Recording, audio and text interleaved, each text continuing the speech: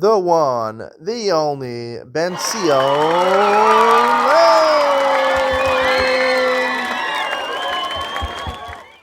Good morning and welcome to Yeshiva YouTube Just Daf. As we continue with Gittin, Daf Ayin Zayin number 77. We're finishing the 7th parak and starting the 8th parak, which talks about more of the practicalities of the giving of the get. We talked a lot about the writing of the get. We'll talk about the giving of the get into the woman's hand, or you could even give it into her chutzner, into any rishus that she owns. We'll talk about the differences between giving it to her hand and giving it to a property in Iyam and Sion. Seems that there's a different source for both of them. We'll start from the Ayin Zayim and Aleph, the 2 dots, about 6 or 7 lines down. So there's 2 cases in the Mishnah, the previous Mishnah. I talked about where he stipulated that if I don't come back within 12 months, write a get for my wife. First case is he says, if I don't come back in 12 months, then write and give a get to my wife. And the second case is where he said, first, write a get and give it to my wife if I don't come back after 12 months. It sounds like in both cases he wants to write and give the get after 12 months. Rabbi Yossi is cholek in the second case, and he said that even if they wrote it within the 12 months and they gave it after the 12 months, it's kosher. So the Gemara tries to analyze the opinion of Rabbi Yossi. Amar le Rav Yemar the Rav Ashi lema kasav Rabbi Yossi kasav get al tanai kosher. If you were to get on a tanai, even though the tanai was seemingly to give it, right, to give it after the 12 months, right? It would be, according to this, Rabbi Yossi would be arguing in both cases, right? He had a tanai, I want you to write it and give it after 12 months, even if it wasn't fulfilled. If they wrote it during the 12 months, presumably even if they gave it the 12 months, the tanai is batel, and the get would be valid. So the Gemara says, lo me'em alach pasal, v'shayni hacha, medahavle l'meimar im lo basi kisva v'tnu, v'amar kisva v'tnu im lo basi, hachika amar kisva ma'achshav v'tnu im lo basi. What he means to say over here, the fact, there is a difference. The second case is the only case where he argues. Because normally the normal way of saying it, if I don't come, then write and give it. But he said kisvu v'tnu first. Therefore, he probably meant write it within 12 months. And then you give it after 12 months. And that's why he argues. According to the Rabbanon, it doesn't make a difference whether he said kisvu first or he said kisvu afterwards. They hold he meant to say it after, to write the get after the 12 months, who doesn't come back. Tana Rabbanan, the Rabbi says, La'achar Shavua. He stipulates and writes, give the get after a Shavua, after a 7-year period of Shemitah cycle. How long do you have to wait to give it? He says, La'achar. What is the intention of the word La'achar? La'achar means afterwards. What does he mean by saying La'achar? So the Gemara says, Shana. You have to wait a year after, basically 8 years. B'shab, La'achar Shana, he says after a year, Chodesh, you have to wait not 12 months, but 13 months. La'achar Chodesh, after a month, Shabbos, you have to wait basically 5 weeks. La'achar Shabbos, what is La'achar Shabbos? Give it after Shabbos. Yasser was here, Kamei Ravasi, Yamir Ravasi, Kamei Rabbi Yochanan, Kamar, Chad B'Shabbos, B'Trei B'Tlasa, B'Chad B'Basar Shabbos. Sunday and Monday and Tuesday are considered after Shabbos. They're part of that same week. Arba V'Chamisha V'Mali Shabsa, Kami Shabsa. However, Wednesday, Thursday, and Friday, those are considered the preceding days of the next Shabbos. So therefore, you have to give it starting on Tuesday night or Wednesday. Tanya, Rebbe Omer La'achar HaRegel. What if you said he stipulated give it after the Regel? Shloshim Yom. Rebbe says 30 days. You have to wait after the Regel another 30 days. Nafak Reb Chia. Reb Chia went out, Darshan Mishmei the Rebbe. He darshan this halacha that you have to wait 30 days in the name of Rebbe. V'kal Sua. And they praised him. Mishmei the Rab. Then he went and darshaned it in the name of the Rabbanan, all the rabbis. Below Kal Sua, they didn't praise it. Alma Le'Silchas Chavase. Halacha does not follow this halacha. What is the time we have to wait after the regel? Hard to figure. You have to wait to the next regel. Not really clear. But you see from this that the psak of the Rabbanan is based on the acceptance of the public. The public has to accept the psak halacha. That's why the Rabbanan say, the Chazal say, ain't goes in Gzeira al Tzibur, Elin Kin Rova Tzibur Yechol Na'amin Bo. You don't make a Gzeira on Tzibur unless most of the Jews can keep it. Hadron lach misha'achzu, and that's why smartphones should be allowed. Hadron lach misha'achzu. We finished the 7th parak. Let's start the 8th parak. Azorik. Azorik el ishto. He throws a get to his wife. He b'soch beiso b'soch chatzera. She's in her house, or she's in her chatzera, her courtyard. Harezu megureshes. Now, it's important to note that she's there. She's next to it. The Gemara will say that she has to be next to it, according to one opinion. How we paskin like. She's megureshes. Zarkula b'soch beiso b'soch chatzera. If she was with him in his house, and he threw it to her, let's say in the kitchen or in the living room, he threw it to her, right next to her, or in his yard, afilu hu ima b'mita. Even if he's together in the bed, he throws it to her in the bed, Eina Megureshes. She's not Megureshes, unless he throws it in her lap, that is her possession, or she throws it into her sewing basket, Areza Megureshes. Then she is Megureshes. Similarly, if you put it in her hand, obviously that the pasuk says, V'nasam Yada, he puts it in her hand, she's Megureshes. The Gemara says, Menani Mili. How do you know that if you throw it in her chatzar, in her courtyard, without giving it into her hand, it's a good get? The Tana Rabbanan, the Bryce says, "V'nasan v'yada." You have to give it. The pasuk says, "Give it into her hand." I only know to give it directly into her hand. That affects a get. Gaga chatzera karfifa b'nai. How do you know if you give it on her roof, or her yard, or a karfifa, it's an enclosure? I don't know where she stored things. Maybe a kabana. B'nai. How do you know? Talmud Omer v'nasan mikol makon. The pasuk could have said, right, but yada yitnena. First say in her hand, you should give it. The fact that it says v'nasan first teaches you v'nasan. Any type of nesina is good, even if you don't directly give it into her hand. You give it into something that she owns, it's okay. But Tanya nami hafli gabi ganav. We have the same brisa when it comes to a ganav. A ganav is someone who steals. He stealthily steals, right, without you knowing, and you find it in his hand. He has to pay kefel. Nimsa b'yada, the pasuk says yado. Only yada. I think from the pasuk it has to be directly in his hand. You have to find it in his actual hand. How do you know if it's in his possession? It's on his roof, in his yard, his karfif, his enclosure. Minayin. How do you know he's also liable to pay kefel, double penalty? Tamalomer himatzi timatze. It repeats the words himatzi timatze twice. Mikol makom. Anywhere you find it, anywhere in his possession, he's liable to pay kefel. The sricha, you need to say this both by get and by geneva. The ashrin get mishum dval karcha megarsha. Gerushin you can do against her will. So therefore I think even to put in any of her possessions is okay. Well, ganav, the say bal karcha, right? You can't force a ganav to sell. If you force the ganav to take something, he's not a ganav, right? Amolo.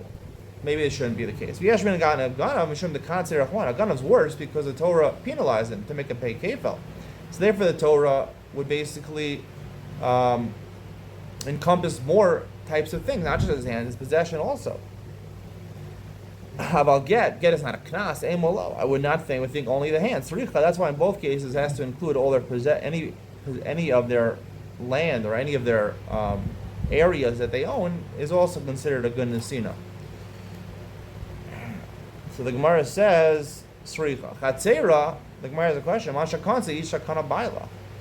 How does it work technically if you throw it through a chatzera, right? Her chatzar, even if the husband gave her own chatzar, we'll see that he let her borrow part of his chatzar. Whatever a woman owns, her husband owns. So he's giving it essentially to himself.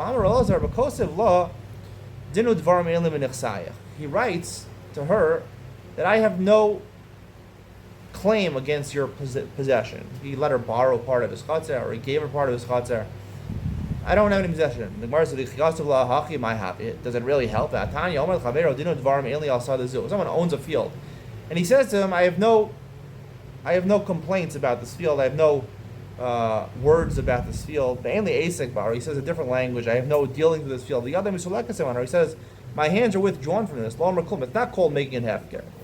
He is something you can't say that something that you own. You can make something that you own and say hefker. If you say hefker, if you don't say hefker, I don't have any claims to this. It's ineffective to say this because you own it already. So here also, he owns whatever belongs to his wife. He writes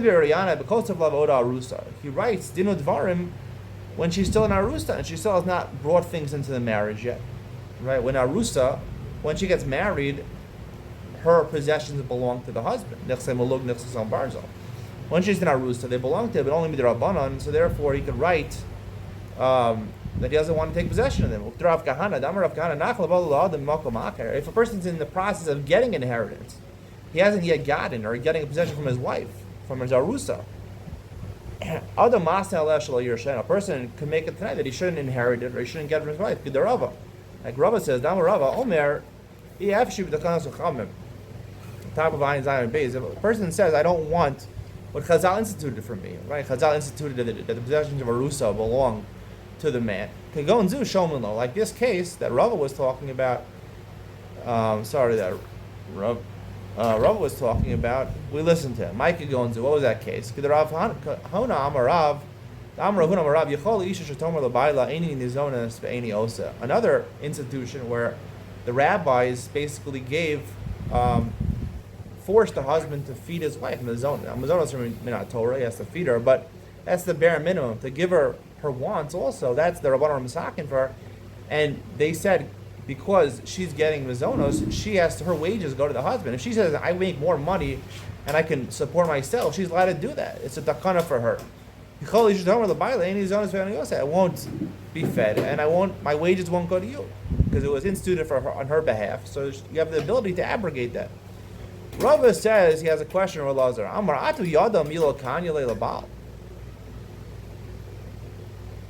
Is her hand, right? We learned the whole question was her chater belongs to her husband, but her hand also belongs to her husband, right? So her hand really doesn't belong to her husband, right? What was the question? The question was, how could you put it in her chater, but, right? Rabbi says her hand also belongs to the husband, right? So the fact, and the puzzle says you put it in her hand, that works. So how does that work? The real svar how it works when given in her hand is the get and her hand occur simultaneously. Meaning when she gets the get, it frees her hand from her husband's rishus, and she's able to accept the get at the same time. It all happens at once. Now, it's very complicated how to understand this. It all happens at once. When she got it in her hand, she wasn't megoresh. How does it work? I'll explain that more in Ian of Ben Sion.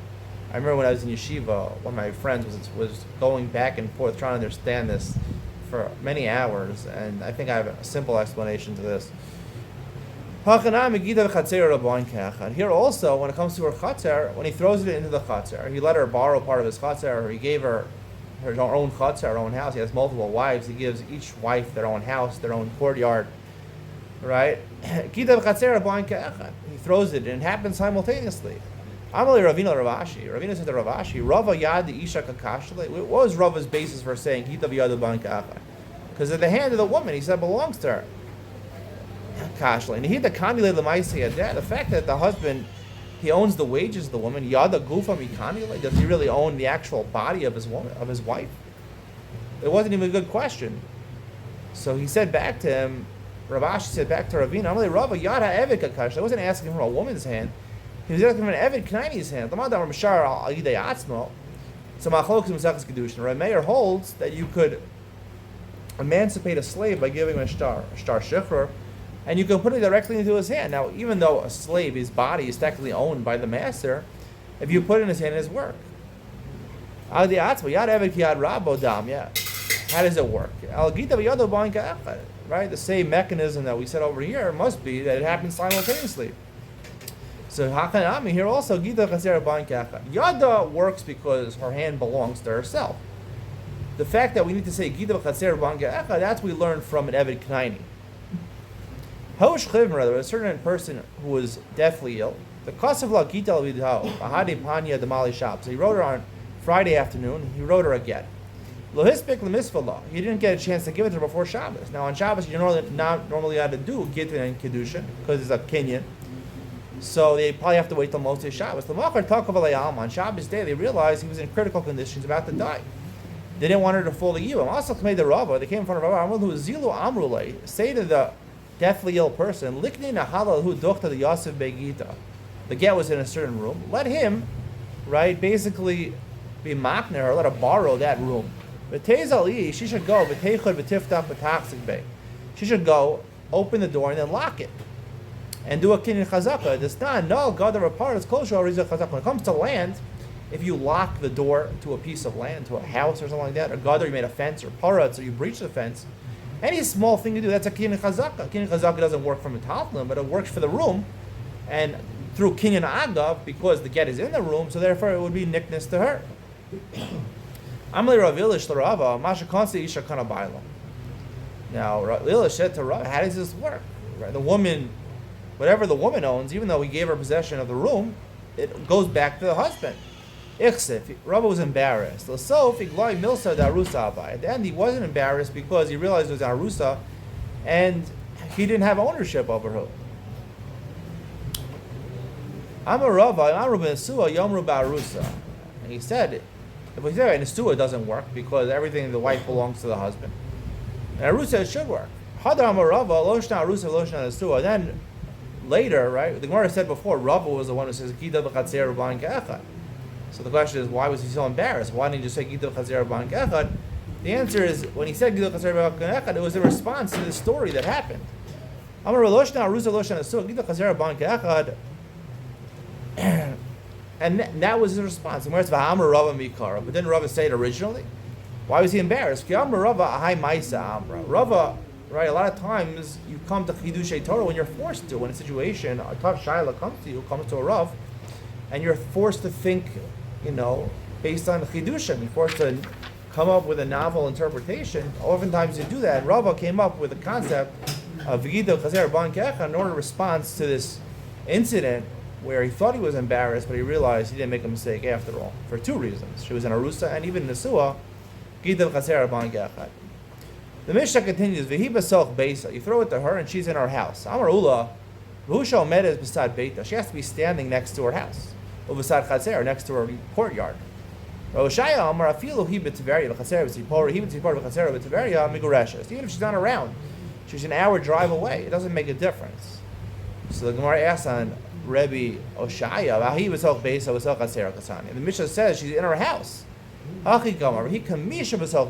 Mishnah meant to say she's like her house. What does that mean? She's like in her chatzar. The keo in the chatzar Mishtameres Ladaita, he miskareshes. There is some aspect of being next to the house. I mean, it has to be secure. It can't be that someone can get in. It's Mishtameres Ladaita. She knows she has the private code to get into her chatzar, to her house. So therefore, it's Mishtameres. It's like she's there because no one can get in.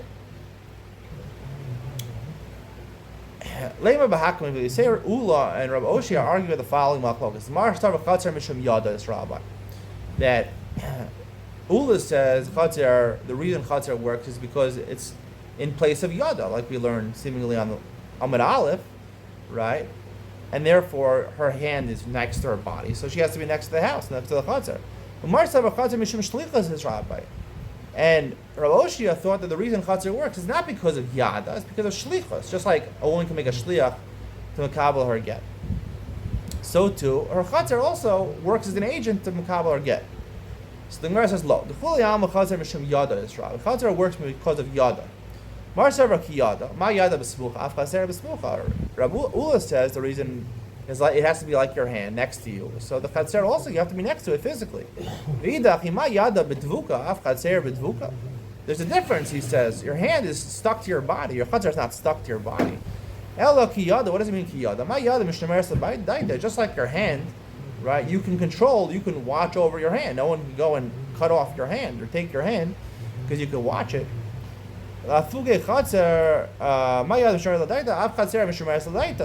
So too, it only works if your chatzar, you have knowledge of the security over it. To exclude a case where people can just walk into your chatzar, or they have easy access. Other people have the code to your chatzar. Ho gavra the zarak lagita l'bitao. A certain man threw a get to his wife. Have a kaima b'chatzar. She was in the chatzar. Azal gita nafal pisla. It fell on a wooden block in the chatzar. Amar Rav Yosef chazina. If this block, this wooden block, is 4 amos by 4 amos, it's its own rishus. Lenafshe. V'lo chada rishusahi. And if not, it's considered to be the same rishus. So the Gemara will explain what we're talking about. But Mayaskina, what are you talking about? It's her chatzar. Ki heavy dalat amos, my heavy. Right? So then we would be saying, if it's dalat al da'amos, it's not part of the chatzar. Why not? If it's in the chatzar, it's in the chatzar. It should be a gerushin. Ela b'chatzar did. Must be talking about in his chatzar. Kilo heavy arba amos, my heavy. The fact that it's less than 4 amos, then it's a good get. How could it be a good get? If it's his chatzar, the Mishnah said it doesn't work. Lo sricha the ushlo makom. He basically gave her a place. He let her borrow his chatzar. It's his chatzar. Let her borrow a place in his chatzar. The makabel again. The chad makom mushli inish. Trey makom lo mushli inish. When he said that she could borrow his chatzar, he meant one place, the regular chatzar, but the wooden block that's 4 amos, which is another rishus, it's another entity that he didn't let her borrow. It wouldn't be a get. We only said it has to be 4 amos by 4 amos when it's not 10 tefachim at 12. Even if it's not 4 amos by 4 amos, it's considered another rishus and it's not a good gerushin. Lo amrna the leislei shame top of ayin chedam and aleph shame lavoy. Aval islei shame lavoy alpha gav lo gavo asara alpha gav lo heavy arba amos. It doesn't make a difference if it has its own name. In our school, they call it the chopping block. A piece of wood over here, a patio or something like that. It's called a patio. You have a patio, you have a backyard. If you have the patio, lands on the patio, it's called something else. Even if it's not 4 amos, even if it's not 10 tefachim high, it's considered a secondary rishus, its own entity, and therefore we assume he only meant to let her borrow the regular chatzar, but not the patio, and therefore it would not be a good gerushin. That's the conclusion of today's share. Stay tuned for Ian Ben Sion, where there's a fundamental question over here, right? On Daf Ayin Zayim and Aleph, the Gemara derives Chatzer Gagal Chatzer of Kerfifa Minayin. How do you know that? V'nasan, the word v'nasan. And on Beis Ayin Zayim and Beis, we seem to include Chatzer Mishum Yada. There's 2 words, v'nasan b'yada. So is it from v'nasan or is it from b'yada? I'll explain. There's 2 different types of Chatzeros over here, going on over here, and a careful reading of the Mishnah, the Brisa, and the Gemara will explain it more fully. Ian with Ben Sion coming up next.